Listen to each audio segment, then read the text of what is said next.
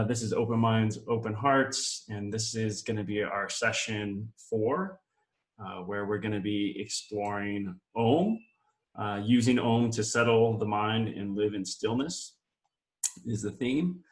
And I think this session is a little bit different than some of the other sessions in that it seems like a very simple technique, OM. It's a repetition of a mantra or settling sound. But this was one of the tools that I used when I first started daily meditating. And it's been instrumental in my path.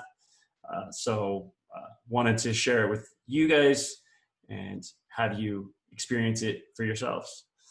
In case you missed the last session, that one is up on YouTube. It was on loving kindness, and we did a loving kindness meditation. So definitely encourage you guys to check that out if you haven't seen it already. You can search for Open Minds, Open Hearts on YouTube, or my name, Dustin Guinee, or the links in the emails as well work. And also, this is always free, always happy to have more people join for no cost. If you'd like to leave a donation, it's always appreciated. I have my links for Venmo and PayPal in my emails and on my YouTube videos in the description. That's always greatly appreciated. And also feel free to invite more friends. I am doing it the first and third Wednesdays of every month.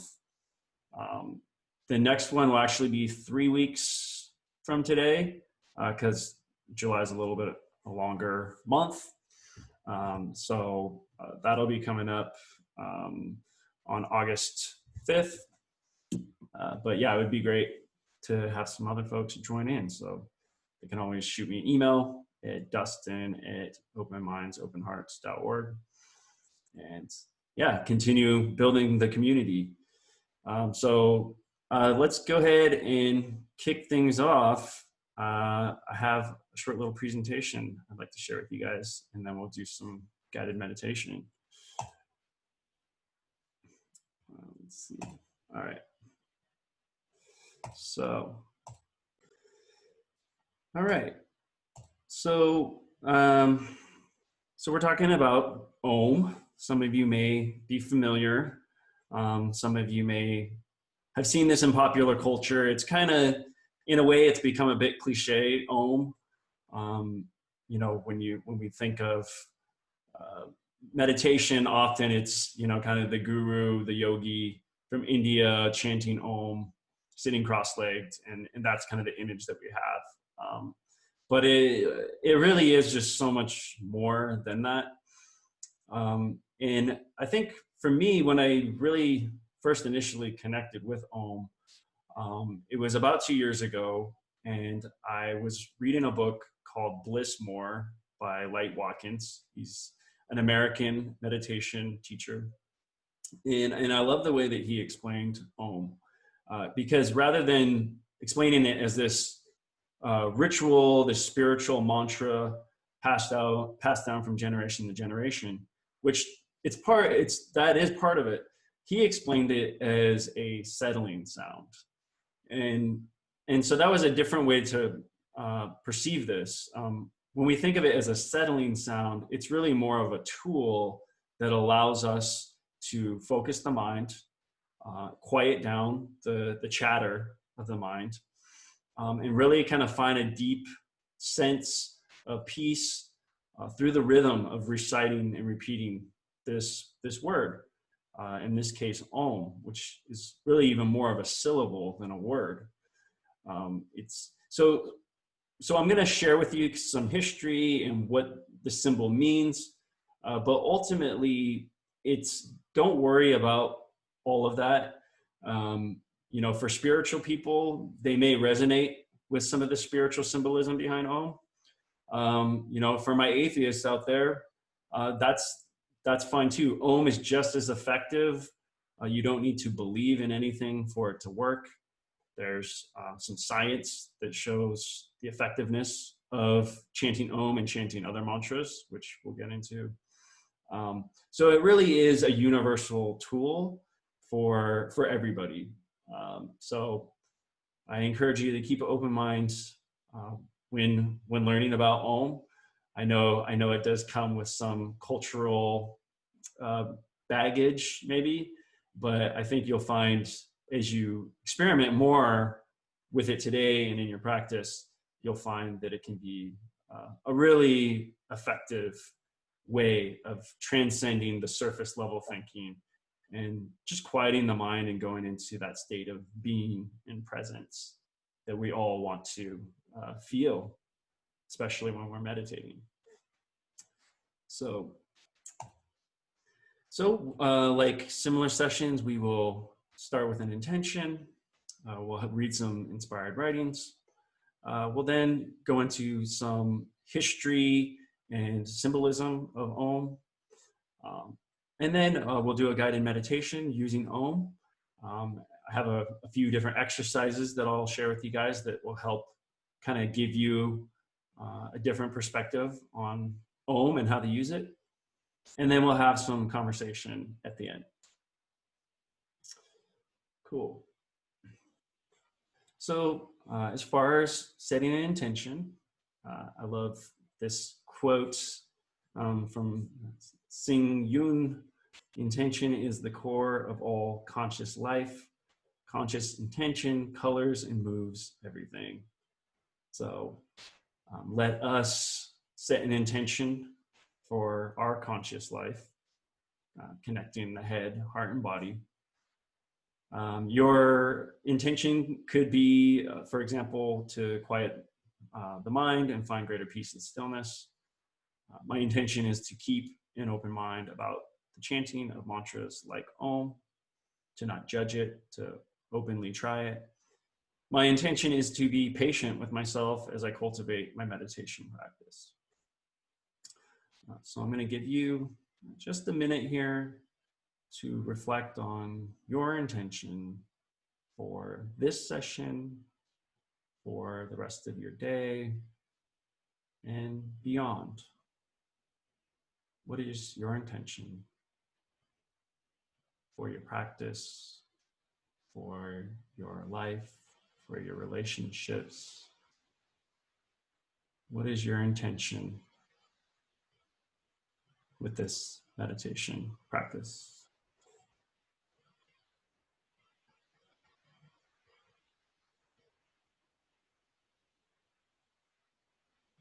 And I hope an intention has come to you, and you can hold that in your head and heart as we go through this. Great. So let's read a few inspired writings. There's a lot of cultural, historical background to Om and mantras in general. I started with Light Watkins. He's a contemporary meditation teacher and writer. And he said, Om is a vibration that under the right conditions and used properly can help even the busiest mind settle with ease. And I just love how simple and accessible that statement is.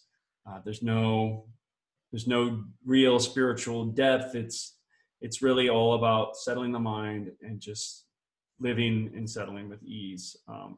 And so his book, Bliss More, like I said, that was the book that helped me get on my daily meditation path.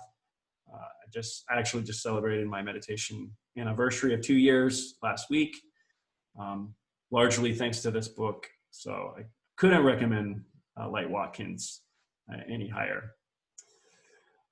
So Maharishi, Mahesh Yogi, many of you may remember him as the Yogi of the Beatles. He is the yogi that popularized transcendental meditation in the 60s, which is still quite popular even today, also known as TM. And he said, a mantra is devoid of meaning. If we know the meaning, it is a static thing. If the mind is on the meaning, there is no chance of refining the meaning. The awareness will reach that inner wakefulness, devoid of any perception. This is transcendental consciousness. And so I think in particularly with Maharishi, he's a little different than other teachers around mantras, because the mantras in transcendental meditation are designed to not actually have a meaning, but rather be a sound. So again, going back to that idea of the settling sound. And there's even yogis that will provide custom mantras to individuals if you train under them. But I think what he's saying is that if you attach a meaning to the mantra, that the mind gets stuck on that meaning and it's not allowed to be free. Like he says, it has no chance of refining the meaning, because ultimately the mantra is a tool to expand your awareness, your consciousness, to transcend the surface level thinking. So I love that quote.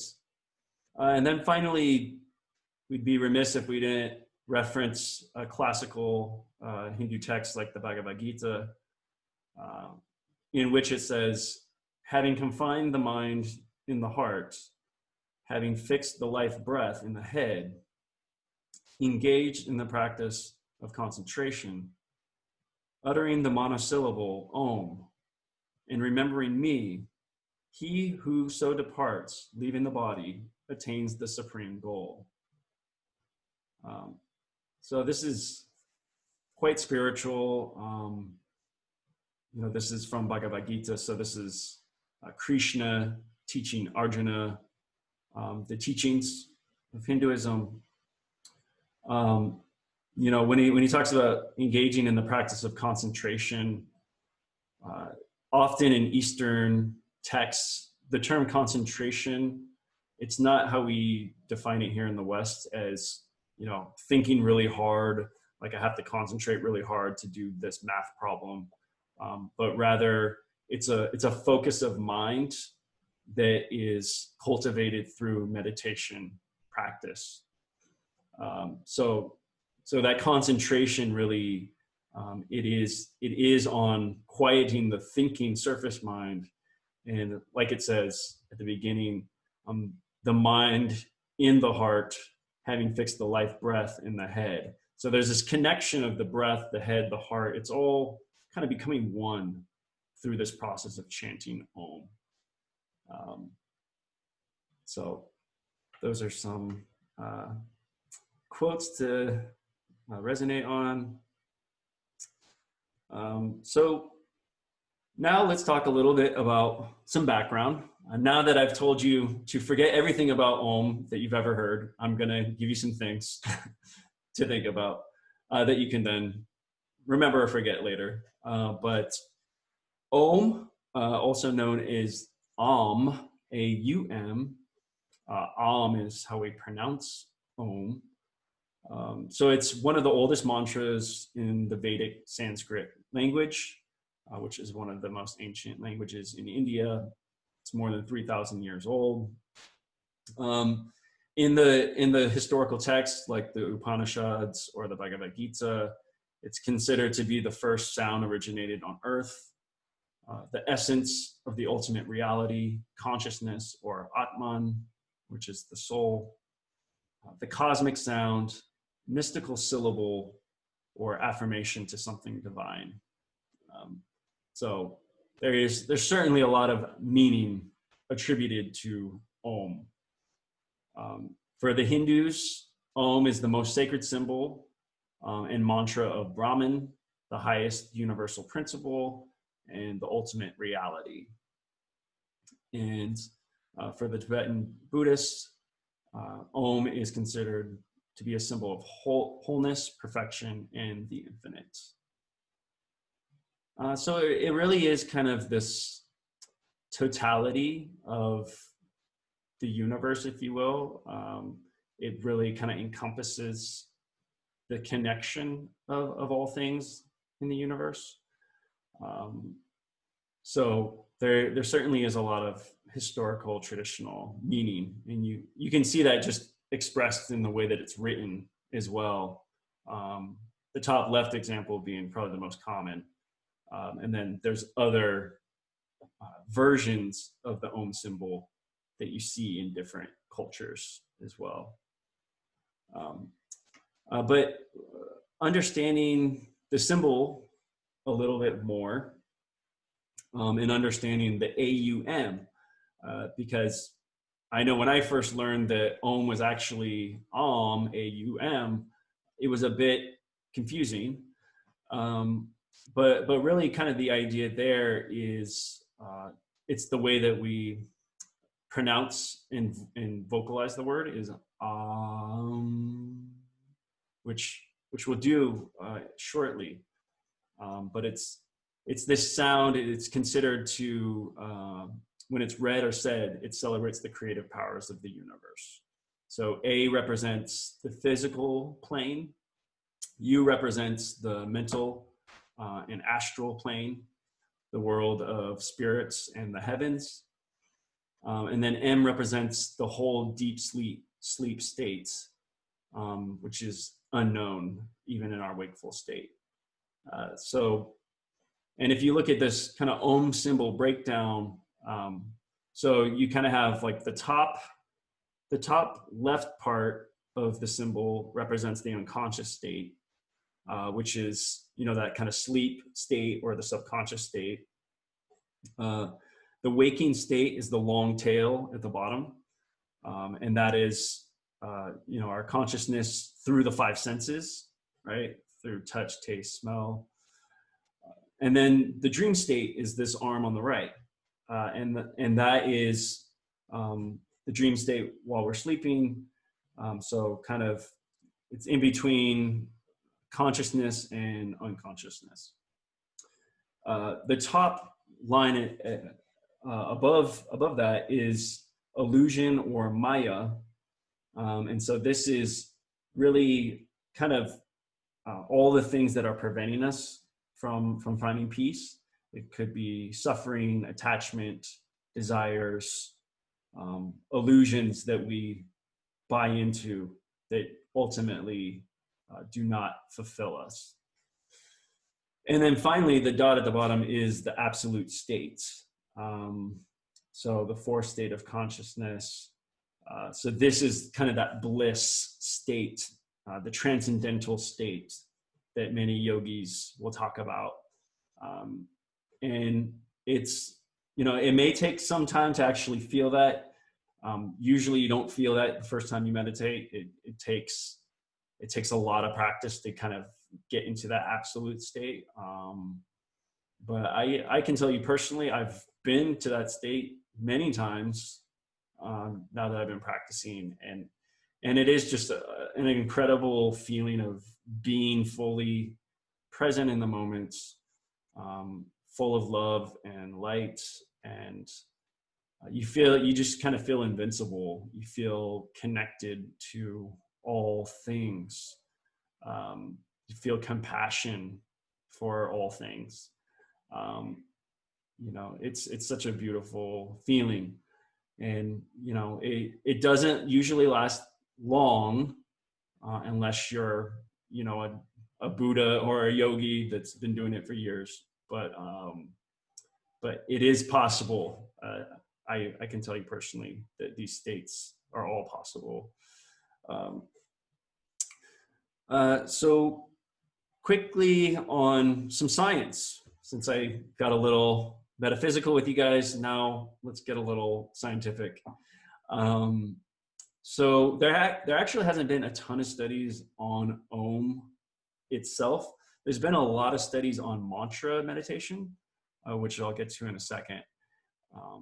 But one study I did find on Om meditation was out of India, by the Department of Psychiatry at the Advanced Center for Yoga. And what they found after doing brain scans of people doing the Om meditation, they found increased mental alertness while the body is at rest. So it's a unique state in that you're very relaxed, like you're sleeping, except you're awake. So it's kind of this combination of mental alertness with deep relaxation. And the audio vibration of chanting Om out loud helps calm the body. So there is actually something to that audio vibration in the way that that affects the body and the cells and the blood.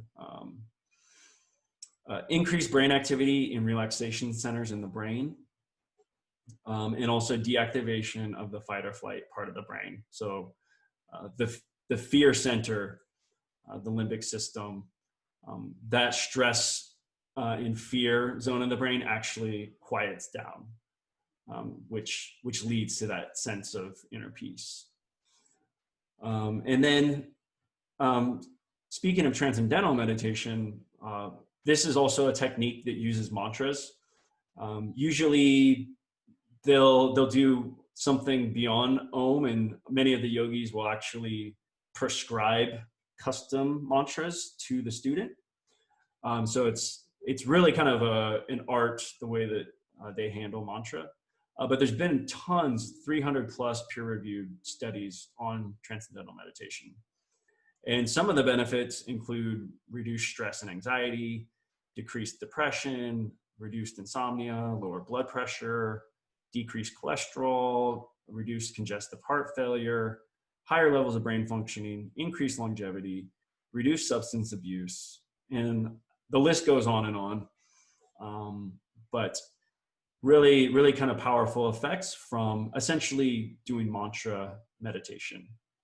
And I think this clip from Maharishi from the 70s, I think it kind of gives you a flavor of Maharishi and why transcendental meditation is particularly effective.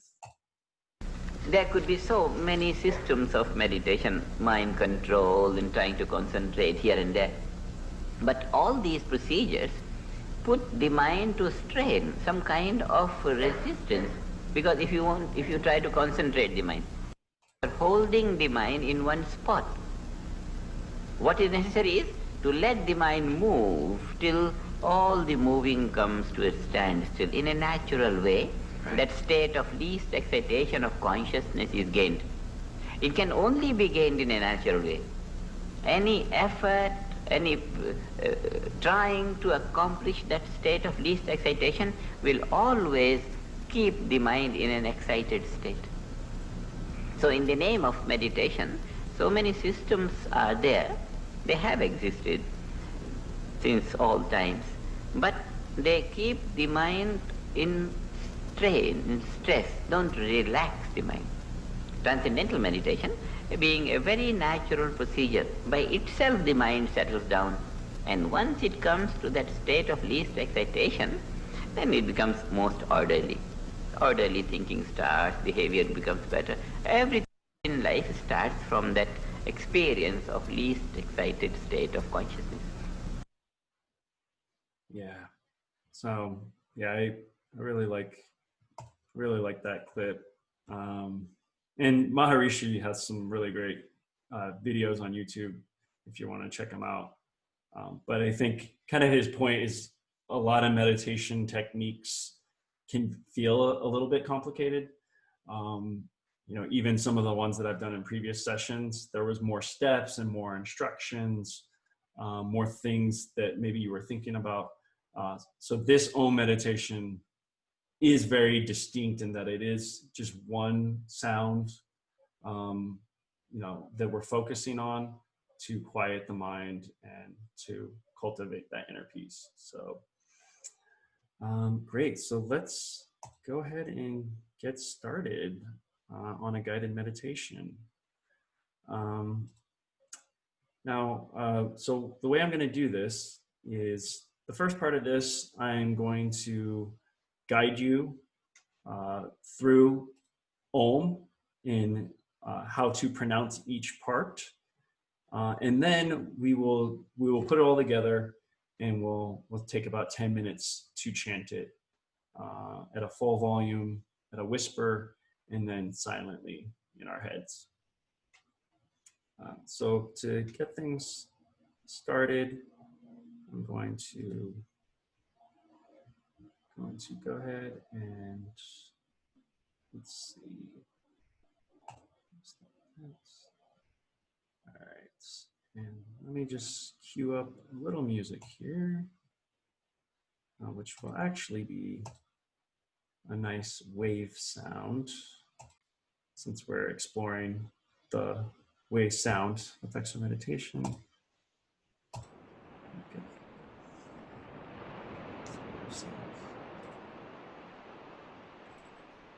Great. And so, all right. So go ahead and find a nice, easy chair on the floor or in a chair with feet planted on the ground. If you can have a straight back, that's ideal. But comfortable, you want to be able to breathe nice deep belly breaths if you can. And let's just kind of go ahead and maybe we'll roll our shoulders back a little bit. Just kind of loosen up any tension that we may be feeling. If you'd like to maybe stretch your head from side to side, just getting out any additional tensions that you may be feeling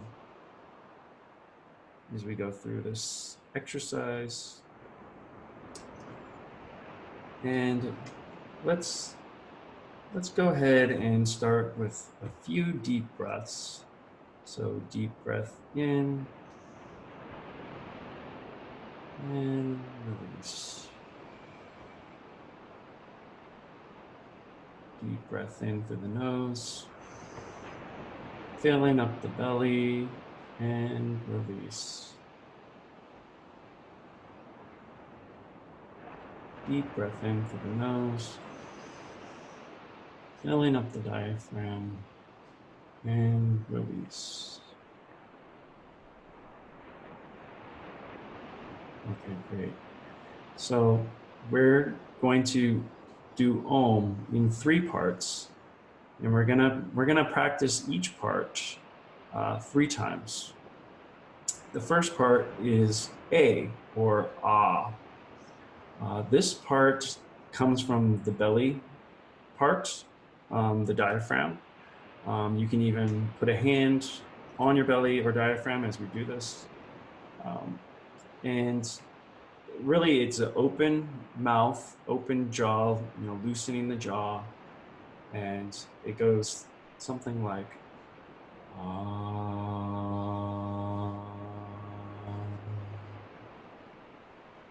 okay, so let's try it together 3 times. Deep breath in.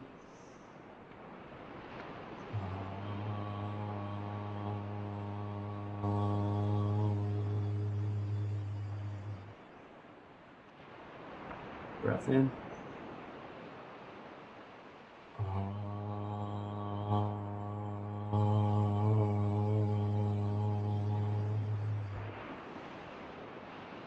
Breath in.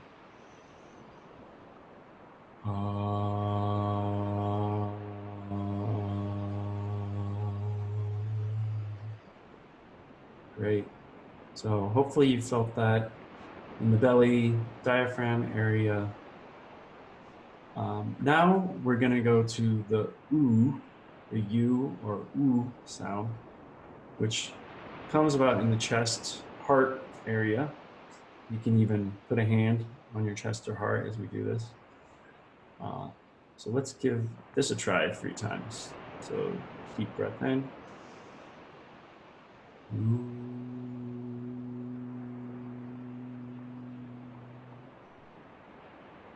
Deep breath in.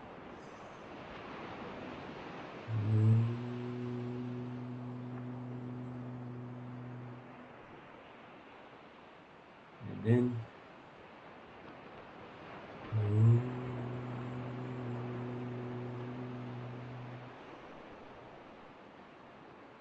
And you may notice that the lips get a little bit tighter from going from ah to and the third part is the sound. It's the M of AUM. Also, when we think of Om, it's that sound. which we actually do with our closed lips. It's a sound that comes from the throat and the mouth area.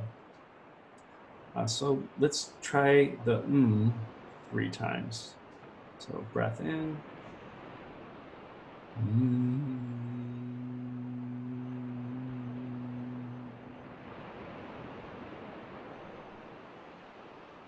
Breath in.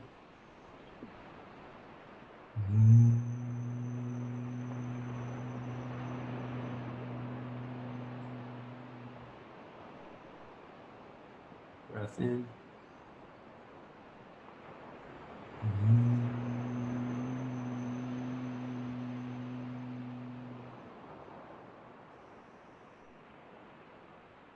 Great. Okay, so now you can kind of see there's 3 parts to this. Now let's try and combine it all together. So it's one sound of ah, ooh, Each part we give equal time to, all on our exhale. So we do it all as one breath, moving from that belly region all the way up to our throat and even up to our heads to the crown chakra. So let's give it a try 3 times together. Breath in.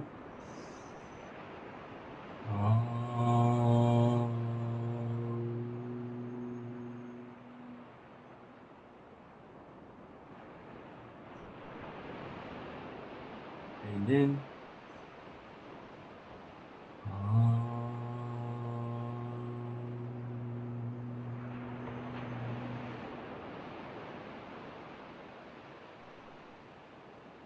And in.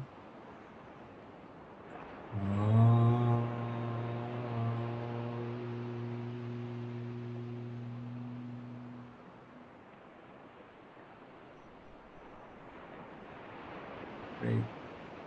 So I hope you were able to kind of see how that sound kind of works in 3 parts. If you're still feeling confused or not sure, that's totally fine. In this next part, we're gonna practice the Om together. And what we're gonna do in the practice is we're gonna do 3 rounds at full volume, 3 rounds at more of a whisper, and then 3 rounds under our breath or silently, with the idea that we're saying the in our head when we do it silently. So it becomes the object of our meditation and focus. And if the mind wanders, that's okay. Just slowly bring it back to the Om. Okay, so let's begin.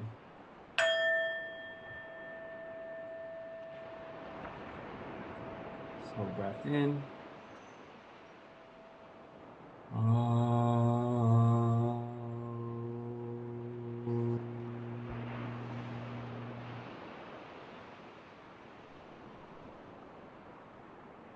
In.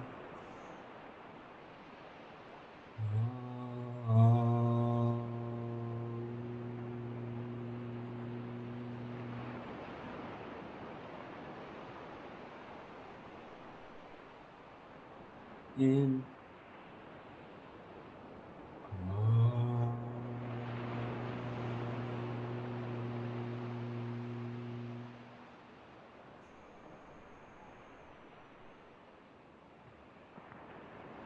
At a whisper.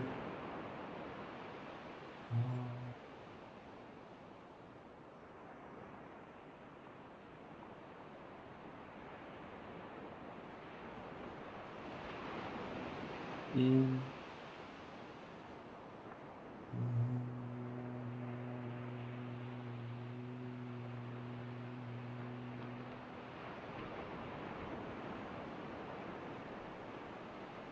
In.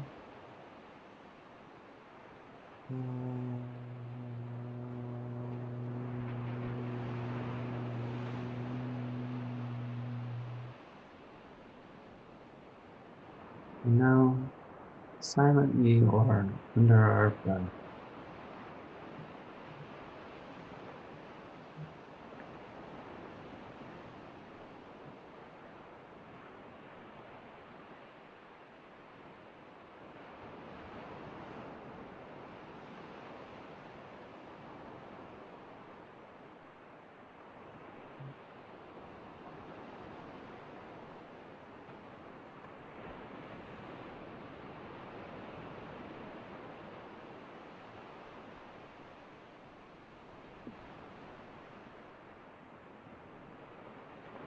Great.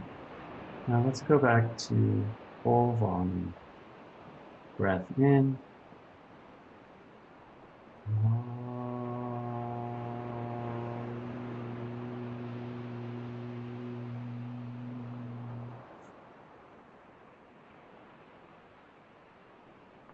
In.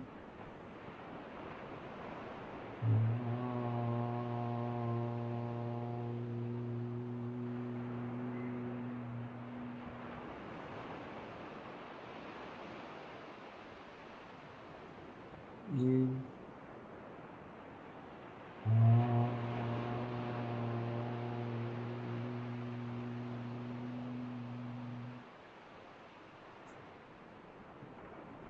And a whisper.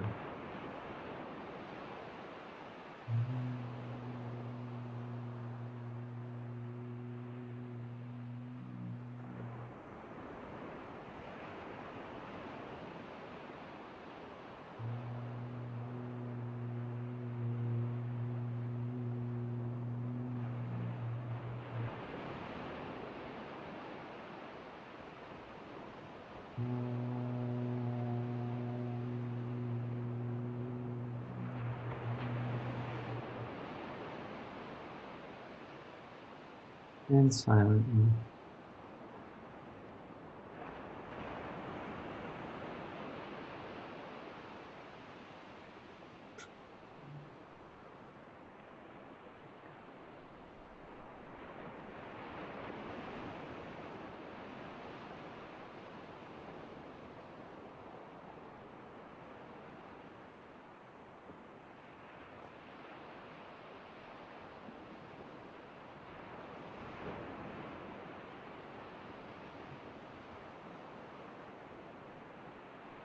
And let's do one more time.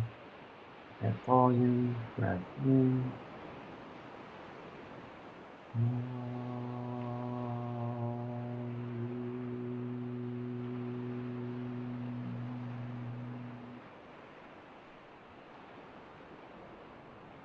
In.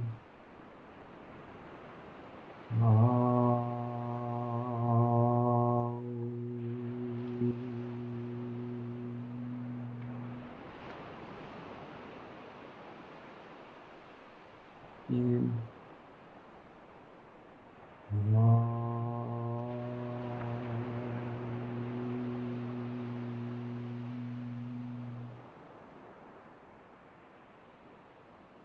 And a whisper.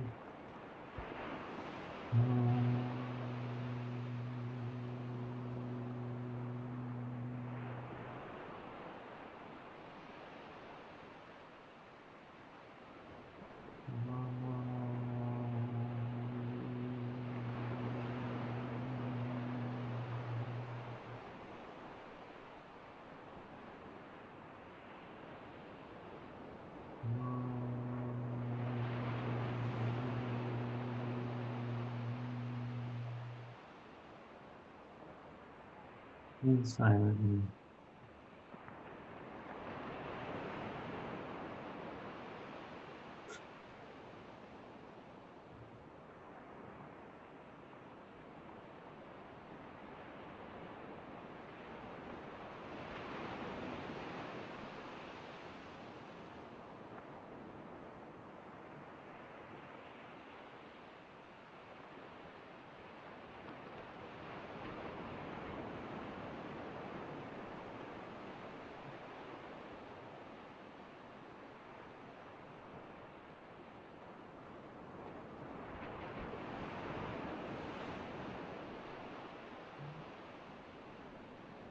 And as we transition from our own chanting, let's do a few more deep breaths together.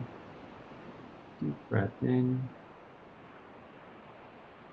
filling up the belly, and release.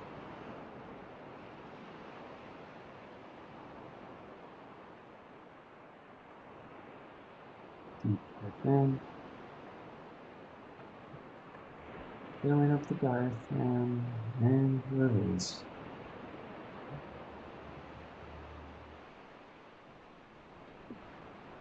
One more deep breath in. And release. Letting out any additional tension. And as we come back to the room, and slowly begin to open our eyes again. You may want to roll your shoulders again. You want to work a little extra tension out. Moving the head from side to side.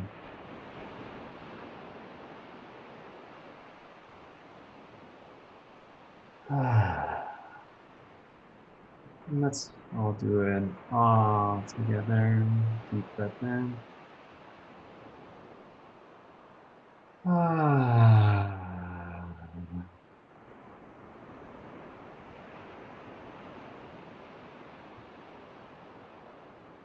Namaste.